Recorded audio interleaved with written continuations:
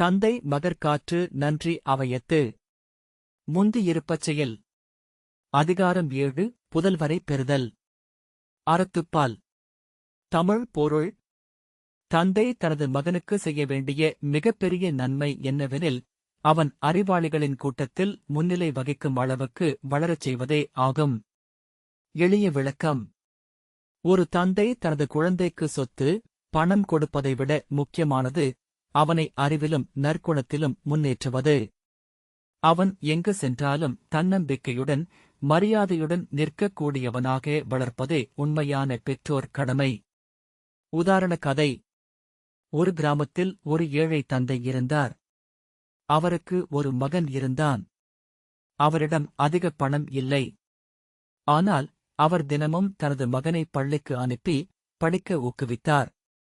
ஒருநாள் அந்த மகன் பெரிய நகரத்தில் நடந்த அறிவியல் போட்டியில் பங்கேற்றான். பல பெரிய பள்ளி மாணவர்களுடன் போட்டியிட்டு முதல் பரிசு வென்றான். அந்த மேடையில் அனைவரும் அந்த சிறுவனை பாராட்டினார்கள். அப்போது அவர் தந்தை கூட்டத்தில் உட்கார்ந்து கொண்டிருந்தார். மகன் மேடையில் உயர்ந்து நிற்கும்போது தந்தையின் கண்களில் கண்ணீர் வந்தது. அவர் நினைத்தார், நான் கொடுத்தது பணமில்லை, ஆனால் கல்வி கொடுத்தேன். அதுவே இன்று அவனை உயர்த்தியது. இந்தக் கதையின் பொருள். பணம் இல்லாத தந்தையும் தனது மகனை உயர்த்த முடியும். அதற்கு தேவையானது சரியான வழிகாட்டுதல் மற்றும் கல்வி. ஊக்கவுரை. குழந்தைக்கு நீங்கள் கொடுக்கக்கூடிய மிகப்பெரிய பரிசு நல்ல கல்வி மற்றும் நல்ல பண்பு. அது அவர்களின் வாழ்க்கையை முழுமையாக மாற்றும். நிஜ வாழ்க்கை சம்பவம். இந்தியாவின் முன்னாள் ஜனாதிபதி ஏ.பி.ஜே. அப்துல் கலாம். அவரது குடும்பம் மிகவும் ஏழ்மை நிலையில் இருந்தது. ஆனால் அவரது தந்தை அவரை கல்வியில் முன்னேற்ற ஊக்குவித்தார்.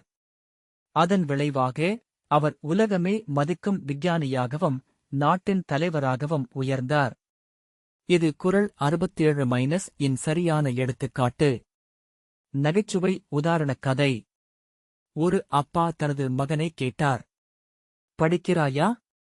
மகன் சொன்னான், ஆமாம் அப்பா. மோட்டிவேஷன் வீடியோ பார்த்துட்டு இருக்கேன். அப்பா சொன்னார், அது பார்த்தா மட்டும் போதாது, நீயே மோட்டிவேஷன் ஆகணும். கதையின் சின்ன பொருள். வெறும் தகவல் பெறுவது போதாது, அதை வாழ்க்கையில் பயன்படுத்தி முன்னேற வேண்டும். மீண்டும் குறள். தந்தை மகற்காற்று நன்றி அவையத்து. முந்தியிருப்பச் செயல். தமிழ் பொருள். மீண்டும் சோகஸ்மைலி. மகன் அறிவாளிகளின் கூட்டத்தில் முன்னிலையில் நிற்கும்படி வளர்ப்பதே தந்தையின் மிகப்பெரிய கடமை. அடுத்த குறளில் சந்திப்போம். நன்றி.